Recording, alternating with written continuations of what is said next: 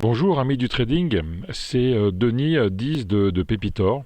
Donc après cette petite trêve estivale où on n'a pas fait de vidéo pendant tout le mois de juillet, on se retrouve aujourd'hui dimanche 8 août pour voir un peu tout ce qui s'est passé pendant l'été, si vraiment le marché a été actif ou pas, ou arrangé. Donc comme d'habitude, on va faire une petite revue des indices. On va voir le SP500, le Nasdaq, le CAC, le CAC Small. On verra aussi un peu les bitcoins, les cryptos qui apparemment se sont réveillés dans le dernier rush ce week-end. Et puis on verra un peu ce qu'on peut attendre de tout ça sur le mois d'août. On se revoit tout de suite sur les graphes. Ça va donc commencer par le SP500, hein, c'est un peu l'indice directeur des US, et qui dit indice directeur des US, indice directeur des indices européens également. Donc le SP500 en hebdo, on recommande depuis le départ, donc la crise du Covid, creux en V, ensuite une belle impulsion haussière depuis mars 2020. Ensuite, une consolidation en fin de l'année dernière. Et depuis, canal haussier, rien à dire. On va de bord à bord dans ce canal depuis le 16 novembre jusqu'à cette semaine.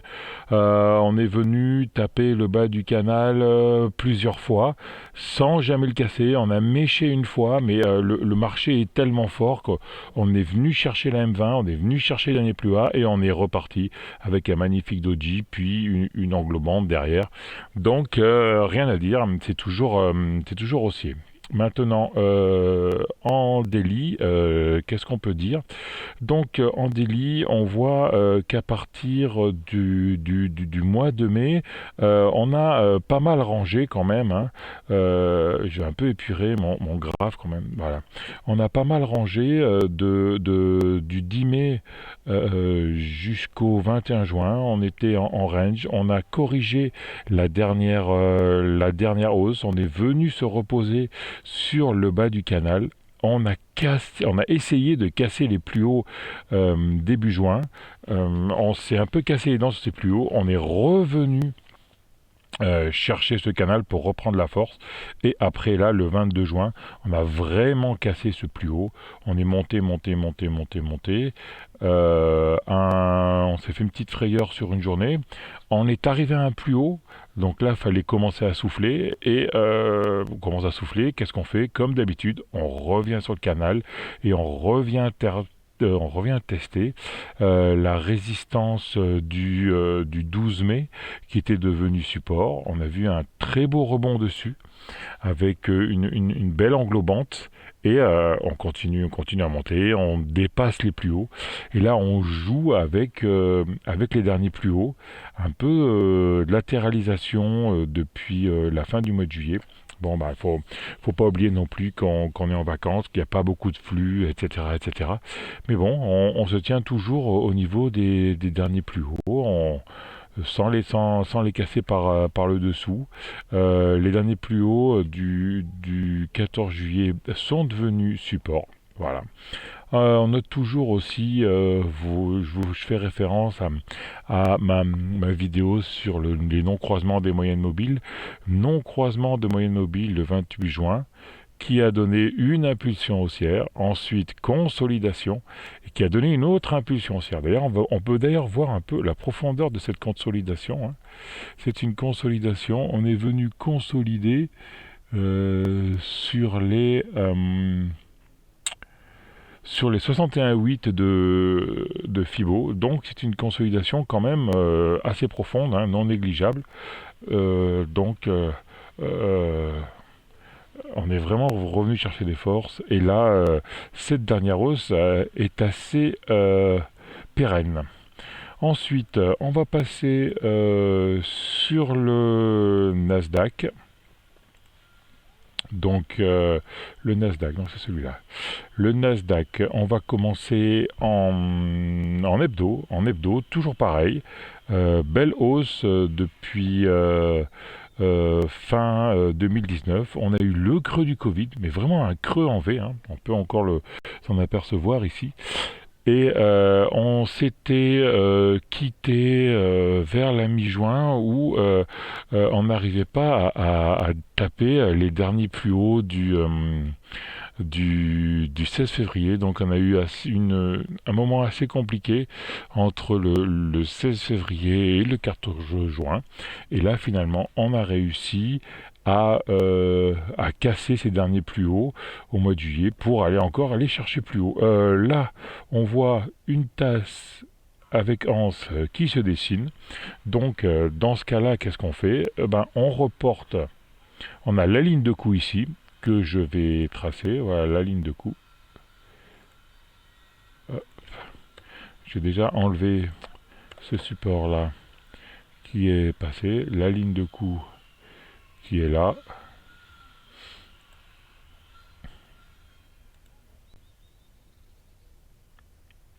Voilà la ligne de coup. On va reporter ce segment-là. De la ligne de coup au plus bas.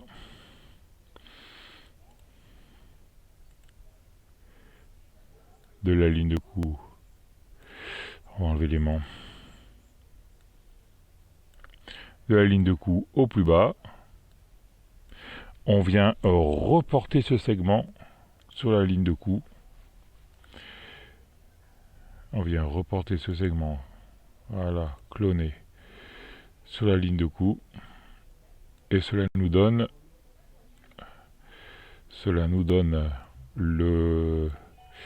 l'objectif de cette tasse avec anse qui est 16 100 points. Donc on voit 16 100 points et probablement quand on sera vers les 16 100 points, cela correspondra en haut, le haut du canal haussier. Bon, c'est du chartisme, ça vaut ce que ça vaut. Les tasses avec anse ont 60% de chances de se réaliser. Donc voilà, remarquez, c'est toujours à avoir dans les esprits que la target est 16 100 points. En délit, que s'est-il passé? Donc mi-juillet, on est toujours sur ce canal. Donc on a un nouveau canal depuis le 19 mai. Voilà. On a fait un plus haut le 14 juillet. On est revenu se reposer sur la M20 et là on a eu le deuxième point qui nous permettait de tracer cette première ligne de canal qui a été confirmée ensuite par un troisième point. Donc on est venu rechercher les acheteurs sur 14 500 pour pouvoir repasser les derniers plus hauts fin juillet et depuis toujours pareil, on joue avec les derniers plus hauts, un coup en dessus, un coup en dessous, un coup en dessus, un coup en dessous, sans vraiment savoir quand est-ce qu'on va casser ce dernier plus haut. On a fait une tentative avant-hier, mais bon. C'est l'été, donc ça vaut ce que ça vaut, ces cassures. Faites attention quand même. Pendant cette période, il y a beaucoup de mouvements qui ne sont pas très logiques. Mais bon, cette année, ça se tient assez bien. Ensuite, on a eu également ce non-croisement haussier ici sur le Nasdaq le 22 juillet qui qui a permis ensuite le dépassement des derniers plus hauts le 23 juillet. Voilà. Passons sur les indices européens maintenant, sur le CAC. Donc le CAC en weekly, on avait cassé le plus haut du Covid, on avait cassé le plus haut des subprimes. Et là, on peut commencer à tracer, même si on a seulement 2 points, c'est déjà bien de commencer à le tracer un support sur la hausse en prenant le plus bas d'octobre 2020. Et ensuite, de l'autre côté, on peut tracer également une résistance. Et là, on voit qu'il y a un biseau qui est en train de se constituer. Donc on va voir ce que peut donner c'est un biseau ascendant que normalement on devrait casser par le bas. On va voir ce que ça va donner, mais apparemment c'est une figure qui commence à se dessiner. Ensuite on a donc eu cette hausse en weekly jusqu'au 14 juin et après le début de l'été on a consolidé cette hausse. On est venu chercher la M20 on a même méché la M20 le 19 juillet, on est repassé au-dessus du plus haut et vraiment une très belle bougie verte cette semaine qui nous a permis de casser donc les derniers plus hauts du 14 juillet. Mais toujours faites attention, on est en été, il n'y a pas beaucoup de flux, donc on peut avoir des mouvements un peu anarchiques. En daily, qu'est-ce que ça dit? En daily, donc, on voit qu'on était une hausse dans un canal haussier jusqu'au 21 juin. On a une consolidation dans un canal baissier ensuite. On a cassé la M20, on est allé chercher la M50, on est allé chercher le bas du canal, et là, grosse réaction sur la M50, et on part presque en ligne droite depuis le 19 juillet jusqu'à cette semaine. Les bandes de Bollinger qui s'écartent, on attaque la bolle de manière assez prononcée depuis une semaine. C'est ce qui nous a donné la belle bougie verte de la semaine. Et apparemment, ça ressemble à une euphorie. Donc, voir ce que ça peut donner par la suite. Mais bon, le canal haussier est très étroit. La pente est assez forte. On va voir si on arrive à rejoindre le haut du canal et faire un hors-bol, ou alors casser pour venir rechercher cette M20 et cette M7. En 4 heures, on peut voir s'il y a quelque chose d'intéressant.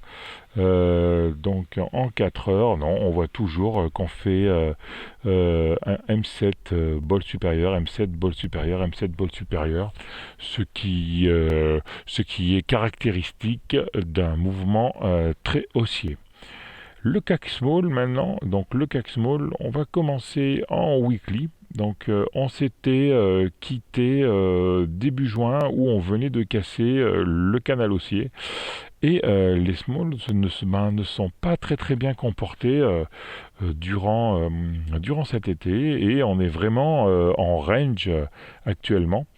On va essayer de matérialiser le range, voilà, on va dire de là à là. Voilà. Voilà le range. On va le mettre également pour qu'il nous apparaisse en daily, donc il va nous apparaître aussi en daily, voilà. Donc on range depuis qu'on a touché le plus haut le 31 mai, donc une touchette en haut, une touchette en bas. Là, on n'est pas loin de faire encore une touchette en haut. On va voir ce que ça donne. C'est vraiment neutre, hein. La M7 horizontale, la M20 horizontale, les bandes de Bollinger horizontales qui commencent à se serrer. Donc je vous rappelle le petite vidéo que j'avais fait sur les bandes de Bollinger, hein, phase 4 comme ici. Et qu'est-ce qui se passe ensuite? On a un tube, les pertes de volatilité, les bandes de Bollinger qui sont à l'horizontale, et après on a une sortie de volatilité, phase 1. Voilà, phase 1. Ensuite, phase 2, quand la bolle opposée au mouvement se retourne. Phase 3, quand la bolle du mouvement se retourne, et normalement là c'est la fin de la hausse. Voilà. Donc là on est en train de créer une phase 4, et donc on pourrait très bien partir en dérive latérale dans ce range pendant quelques semaines. Le daily maintenant sur ce CAC Small, donc on voit les bandes de Bollinger qui sont horizontales, un plus haut que nous avons atteint le 4 juin. Ensuite de son plus haut, là, on attendait une consolidation. On est allé chercher la consolidation un peu profonde. Donc là, on a plus que consolidé cette vague. Donc on va voir jusqu'où on a consolidé. Donc on va prendre les débuts du dernier mouvement, voilà, ici à ici, et on voit qu'on est venu consolider pile poil sur les 50% de Fibonacci, et c'est sur ces 50% que le CAC Small a rebondi. Ça nous a permis de créer le bas de ce deuxième range. On a fait un creux en V, et ensuite là on repart en latéral encore une fois. Donc on va voir si le marché a de la force pour rejoindre les plus hauts et les casser, ou alors si doit revenir prendre appui soit sur le bas du range, soit sur la M20. Le Bitcoin ensuite, le Bitcoin en semaine, donc on va recommencer depuis le début, hein, on va refaire un petit historique. Première montée, décembre 2017, où on est arrivé à un max. Ensuite, on a consolidé pendant près de 3 ans. Ensuite, grosse remontée depuis septembre 2020. La cassure de ce dernier plus haut, de ce dernier de résistance, a donné le coup de départ du bull run. Donc un bull run qui a duré de décembre 2020 jusqu'à février 2021. On a été sur les plus hauts jusqu'au mois de mai. Voilà. On a eu 2 consolidations pendant ce bull run.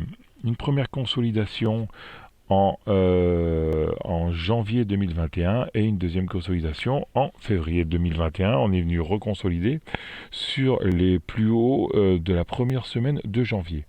Ces deux consolidations hein, sont en train de créer actuellement un range dans lequel on est pour le Bitcoin. C'est-à-dire que pour le Bitcoin, en ce moment, nous sommes entre 28 500 et 44 000 à peu près, on va dire. Hein. Et là, depuis la grosse chute du 10 mai, qui a commencé le 10 mai, où le Bitcoin est passé de 60 000 à 30 000, c'est-à-dire où le Bitcoin a perdu 30% en 2 semaines, on fait les allers-retours vraiment entre ces deux bornes. On va le voir plus exactement en daily. Voilà, je vous ai donc tracé le range dans lequel nous sommes actuellement. Hein. Donc, le range sans les mèches est de 30 190 jusqu'à 41 000. Donc, on a vraiment été pendant toute cette période de mai jusqu'à aujourd'hui entre ces deux bornes. Si on prend les mèches, ce range nous permettait d'élargir de 29 000 jusqu'à 44 000. Et voilà, et là, qu'est-ce qu'on voit? Depuis 2 jours, tentative de sortie de ce range. Donc, on verra bien si c'est une mèche ou si c'est quelque chose d'acquis. On fera attention tout de même. On a la M200 là en soutien. La M200 en résistance, pardon. On verra donc ce que ça va donner sur la M200. Si on casse la M200 en fermeture, c'est vraiment un gros signal d'achat. Hein. Cassure du range par le haut, cassure de la M200 à 45 000. Donc c'est vraiment, vraiment à surveiller. Et pourquoi pas peut-être prendre une position. D'autant plus qu'on a un non-croisement haussier. On a eu une hausse du plus bas du range au plus haut du range. On est venu consolider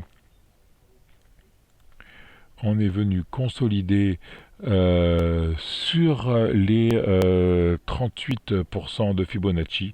Donc vraiment une consolidation express. Et là, on voit qu'on casse les derniers plus hauts, donc ça pourrait vraiment être une troisième vague, peut-être vague Elliott, 1, 2, 3, 4, 5 pour aller rejoindre les plus hauts. Donc absolument, absolument à surveiller cette M200. On va voir si sur le 4 heures nous donne un peu plus d'indications. C'est compliqué parce que comme l'émission n'est pas en direct, peut-être quand elle sera diffusée, les bougeries seront un peu plus loin. Mais là donc c'est ce que je vous disais, hein, la M200. On la passera probablement pas d'un premier coup, donc confirmation. La M200 qui est à 44 800, on voit bien en 4 heures un reflux sur cette M200 à 44 800, 45 000. Voilà donc, amis de YouTrading, ce que je pouvais vous présenter pour ce petit retour de vacances. Donc au mois d'août, faites attention, il peut y avoir des mouvements un peu anarchiques car les fonds sont en vacances et ce sont surtout les petits porteurs qui font le marché. C'était Diz de Pépitor pour YouTrading. Merci et on se revoit rapidement, probablement la semaine prochaine. Au revoir à tous, bon trade et soyez prudents.